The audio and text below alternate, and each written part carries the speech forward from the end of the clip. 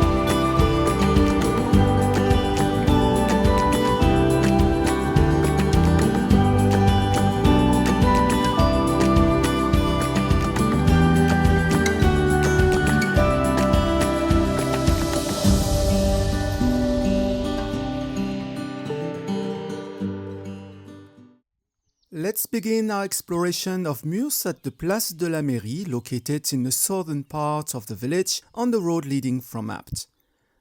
We shall ascend through this ancient village with its stone houses to the Romanesque church and a castle, starting with the Rue du Brave Crillon, which opens to the left of the town hall.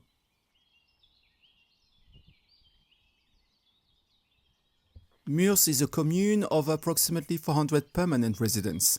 The heart of the village lies at an altitude of 500 meters. The village is quite small and lacks notable architectural buildings apart from three structures, the castle, the church and the birthplace house of Crillon. It is more of a village with charming stone facades that exude a wholesome rural ambience, contrasting with the sometimes artificial appearance of some fashionable Luberon villages that have become victims of their own success. Most houses date back to the 17th century, a period of prosperity for the village of Murs. The completion dates of these buildings can be seen on their lintels.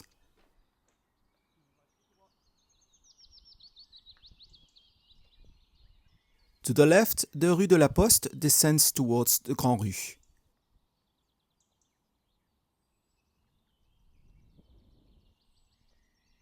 Let's continue straight to the Place des Vaudois and take the Montée des Jardins. Around 750 BC, the Celto-Ligurians left behind piles of stones on the site, the purpose of which is unknown. Whether they were settlements or simply stone clearings, these stones are thought to have given the village its name, Muros.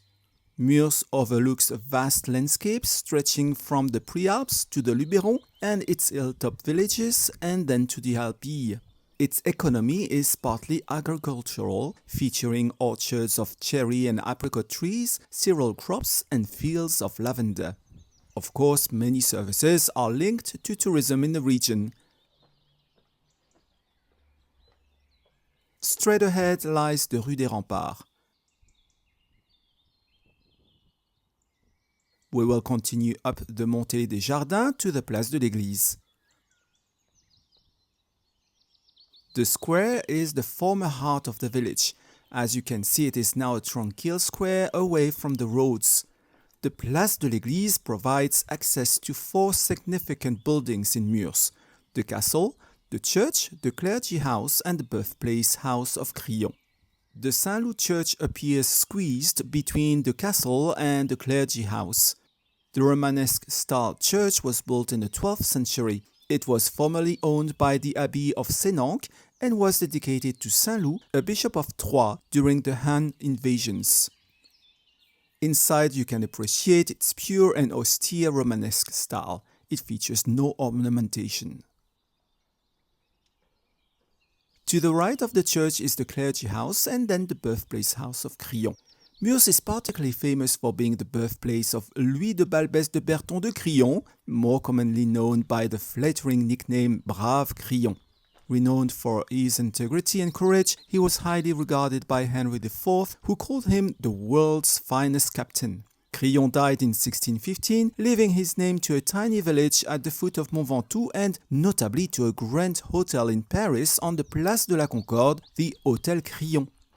Ahead of us, the castle is the most imposing feature of the village, yet it is private and not open to visitors. However, you can still admire its monumental gate with wrought iron grillwork flanked by two small pavilions with glazed tiles. Behind the gate, a French-style garden is partially visible.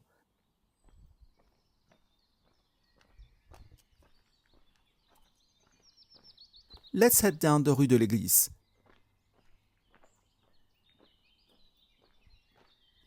To get a better view of the castle, you must distance yourself from the village and take either the road to Apt or the one to Sault. The former manager of the Regain Youth Hostels in Seignan rightly wrote, "Painters have chosen Gordes and Roussillon. Writers, Lourmarin, wise have chosen Murs and wisely kept silent about it." Indeed, nestled in the shade of its hills and away from tourist routes, Murs watches trends and eras pass by without pretense and remains an authentic rural commune.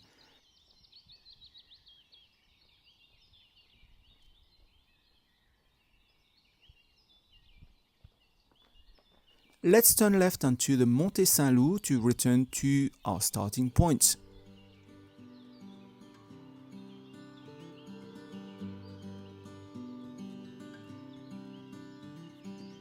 The lack of surface water forced the villagers to dig into the rock to reach groundwater.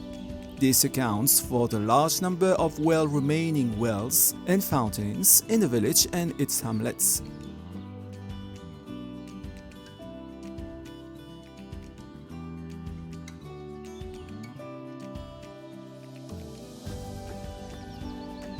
We are now at the end of our discovery of Murs.